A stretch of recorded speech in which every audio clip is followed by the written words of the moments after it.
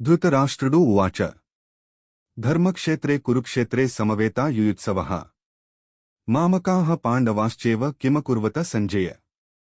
వివరణ: ఈ శ్లోకంలో ధృతరాష్ట్రుడు సంజయుని ప్రశ్నిస్తున్నాడు.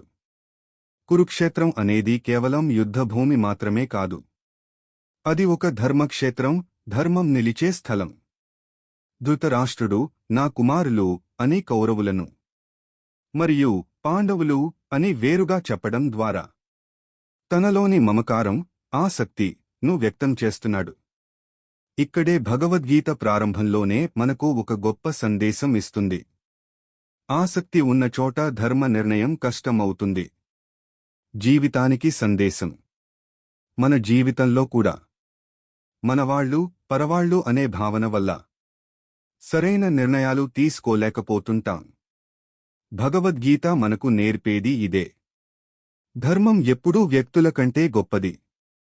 ఇలాంటి అమూల్యమైన భగవద్గీత సందేశాల కోసం మా ఛానల్ను సబ్స్క్రైబ్ చేయండి. ఈ వీడియో నచ్చితే లైక్, షేర్ చేయండి.